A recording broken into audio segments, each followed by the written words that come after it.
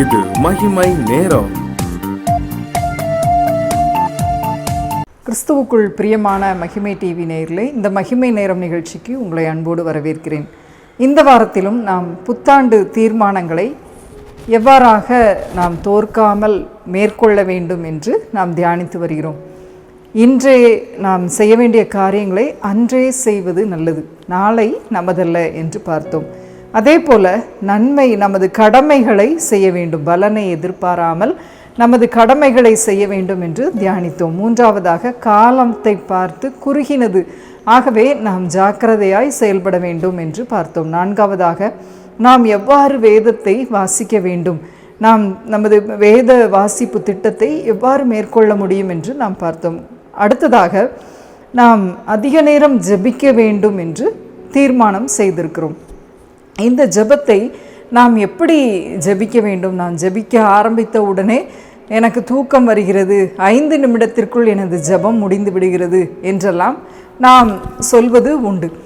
ஆனால் இந்த ஜெபத்தை நாம் எப்படி அதிக நேரம் ஜெபிக்கலாம் என்பதை எப்படி இந்த தீர்மானத்தில் நாம் மேற்கொள்ள முடியும் என்பதை நாம் பார்க்கிறோம். பொதுவாக ஜெபிக்கிறவன் பாவம் செய்யான், பாவம் செய்கிறவன் ஜெபிக்க மாட்டான் என்று சொல்வார்கள். நமது ஜெபமே ஜீவன், ஜெபமே ஜெயம் என்றெல்லாம் நமக்கு தெரியும். ஆனால் ஜெபிப்பதற்கு நாம் தீர்மானம் எடுக்கிறோம். ஆனால் அது நமக்கு நமது ஆத்துமாவை பாதுகாக்கிற ஒரு பட்டயமாக காணப்படுகிறது என்பதெல்லாம் நமக்கு தெரியும். ஆனால் நாம் எவ்வாறு ஜெபிக்க வேண்டும் என்பதை நாம் பார்ப்போம். நீதிமொழிகள் 8ஆம் அதிகாரம் 34ஆம் வசனம், என் வாசல் அண்டையில் நித்தம் காத்திருந்து என் கதவின் நிலை அருகே விழித்திருந்து செவி கொடுக்கிறவன் பாக்கியவன். ஆண்டோருடைய சமூகத்தில் நாம் காத்திருந்து அவரது சத்தத்திற்கு செவி கொடுத்து நாம் ஜெபிக்கும்போது பாக்கியவான்களாய் நாம் இருப்போம். ஜெபம் என்பதற்கு ஆங்கிலத்தில் ப்ரே என்று சொல்வார்கள். அந்த ப்ரே என்பதிலே நாம் எவ்வாறாக ஜெபிக்க வேண்டும் என்று கற்றுக் கொடுக்கப்படுகிறது. ப்ரே, பி என்பது பிரைஸ், ஆண்டவரை நாம் துதிக்க பழகிக்கொள்ள வேண்டும். நாம் ஜெபிக்க ஆரம்பித்தவுடன் குறைந்தது ஒரு 20 ஆண்டவருடைய நாமங்களையாவது நாம் சொல்லி ஜெபிக்க வேண்டும். நாம் வேதத்தை வாசிக்கும் போதே ஆண்டவருடைய நாமங்கள் இருக்கிற பகுதியில் நாம் குறித்து வைத்து கொண்டால் நாம் ஜெபிப்பதற்கு அது எளிதாக காணப்படும். அதே போல் ஆர் என்பது ரிப்பண்ட், ஆண்டவரிடத்தில் மனம் திரும்பி நாம் செய்த சிறு சிறு தவறுகளை மன்னிப்பு கேட்டு நாம் ஜெபிக்க வேண்டும். மூன்றாவதாக ஏ என்பது ஆஸ்க், ஆண்டவரிடம் நமது தேவைகளை சொல்லி நாம் ஜெபிக்கணும். அடுத்ததாக ஒய் என்பது அர்ப்பணித்து, ஈல்டு, ஆண்டவரிடத்தில் நம்ம தலை முதல் பாதம் வரை அர்ப்பணித்து நாம் ஜெபிக்க பழகிக்கொள்ள வேண்டும். யோபு தன் சிநேகிதனுக்காக ஜெபித்த போது அவனுக்கு இரட்டிப்பான நன்மை கிடைத்தது என்று நாம் பார்க்கிறோம். பொதுவாக நாம் நமது தேவைகளை மாத்திரம் நாம் சொல்லி ஜெபித்தால் அதில் ஒரு பயனும் இல்லை. நாம் ஜெபிக்கிற நேரங்களும் மிகவும் குறுகியதாக போய்விடும். ஆனால் நாம் மற்றவர்களுக்காக, யோபு பிரச்சனையோடு இருந்த சமயத்திலும் தனக்காக அவர் ஜெபிக்காமல் தன் சிநேகிதனுக்காக அவர் ஜெபித்த போது இரட்டிப்பான ஆசீர்வாதத்தை பெற்றுக்கொண்டார் என்று நாம் பார்க்கிறோம். நாமும் நமது ஜெபத்தில் மற்றவர்களுக்காக நாம் ஜெபிக்க பழகிக்கொள்ள வேண்டும். நாம் ஜெபிக்கும் போது நமது கரத்தில் ஒரு ஜெப டைரியை நாம் உருவாக்கி வைத்து கொள்ள வேண்டும். குறிப்பாக ஒரே ஒரு காரியத்தை உங்களோடு பகிர்ந்து கொள்ளலாம் என்று நான் நினைக்கிறேன்.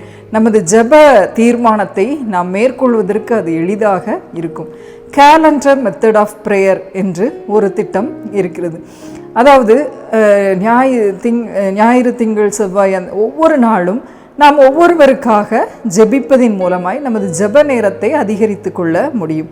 முதலாவது சண்டே, ஞாயிற்றுக்கிழமை, சண்டே சர்வன்ட்ஸ் ஆஃப் காட், ஆண்டவருடைய ஊழியத்தை செய்கின்ற ஊழியர்களின் பெயர்களை நாம் எழுதி வைத்து நாம் ஜெபிக்கலாம். ஞாயிற்றுக்கிழமை ஆராதனையில் நடத்துகிற குருவானவர்கள் நமக்கு நமது பகுதியில் ஊழியம் செய்து சென்றவர்கள், நமது குடும்பத்தில் ஊழியம் செய்கிறவர்கள், அவர்களது பெயர்களை எழுதி வைத்து அவர்களுக்காகவும் அன்றைய தினம் அவர்கள் செய்கின்ற ஊழியங்களுக்காகவும் நாம் ஜெபிக்கலாம். அடுத்ததாக மண்டே, மிஷனரிஸ், அநேக மிஷனரி மண்டே திங்கட்கிழமை தோறும் மிஷனரிகளுக்காக நாம் ஜெபிக்கலாம். அநேக எஃப்எம்பிபி, ஐஎம்எஸ், ஐஇஎம், ஜெம்ஸ் போன்ற மிஷனரிகள், நம்ம தாங்குகிற மிஷனரிகள், நமது சபையில் தாங்குகிற மிஷனரிகள், அவங்களது பெயர்களை எழுதி வைத்து நாம் ஜெபிக்கும்போது அவர்களுக்கு பணித்தளங்களில் அவர்களுக்கு அது மிகுந்த பிரயோஜனமாக காணப்படும். மூன்றாவதாக டியூஸ்டே, செவ்வாய்க்கிழமை டேலண்ட் பீப்புள், நல்ல திறமை படைத்த பெரிய பெரிய திறமைசாலிகள் நமது ஆலயத்தில் அருமையாக இசை மீட்டுகிறவர்கள், பாடல் பாடுகிறவர்கள், நமது கிறிஸ்தவ சமுதாயத்தில் பாடல் பாடுகிறவர்கள், இசை மீட்டுகிறவர்கள், இன்னுமாய் பெரிய பெரிய கிரிக்கெட் வீரர்கள் போன்ற அநேக திறமைசாலிகளின் பெயர்களை நாம் எழுதி வைத்து ஜெபிக்கலாம். அடுத்ததாக வெனஸ்டே, வீக் பீப்புள், புதன்கிழமை தோறும் நம்ம சபையிலையோ அல்லது நம்மளுடைய உறவுகளிலோ மிகவும் பின்தங்கிய பலவீனமாக இருக்கிறவர்கள் அல்லது ஏழ்மை நிலைமையில் இருக்கிறவர்களின் பெயர்களை எழுதி வைத்து அவர்களுக்காக, அவர்களுடைய சுகத்திற்காக, அவர்களுடைய நலத்திற்காக நாம் பெயர் சொல்லி ஜெபிக்கும்போது அது அவர்களுக்கு அது உயிர் கொடுக்கிறதாய் அது காணப்படும்.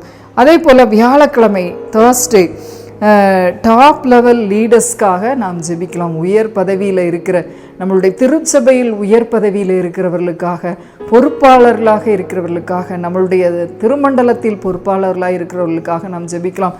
நம்மளுடைய தேசத்தில் சிஎம், பிஎம், மினிஸ்டர்ஸ் அவர்களது பெயர்களை நாம் எழுதி வைத்து ஜெபிக்கலாம். அதே போல் சனிக்கிழமை ஃப்ரைடே ஃப்ரெண்ட்ஸ் அண்ட் ரிலேட்டிவ்ஸ், நமது நண்பர்கள் உறவுகளுக்காக நாம் ஜெபிக்கிறவங்களா, நம்மளுடைய நண்பர்களின் பெயர்கள், உறவுகளின் பெயர்களை எழுதி வைத்து அவர்களுக்காக நாம் ஜெபிக்கிறவர்களாய் காணப்படலாம். இறுதியாக சாட்டர்டே நாம் ஸ்டூடெண்ட்ஸ் அண்ட் யூத்துக்காக நாம் ஜெபிக்கலாம்.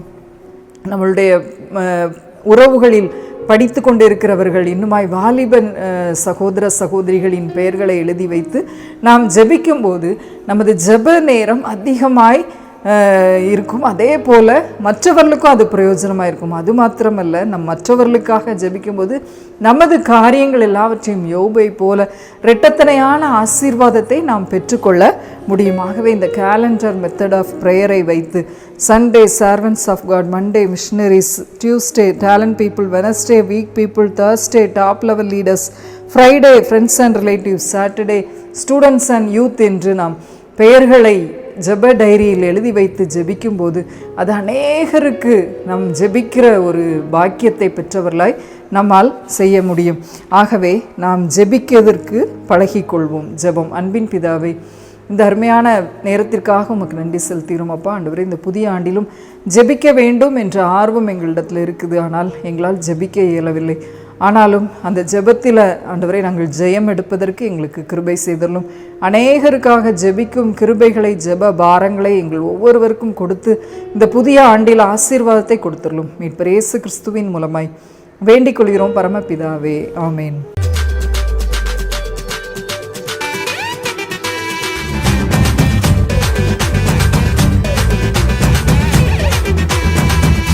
மகிமை மகிமை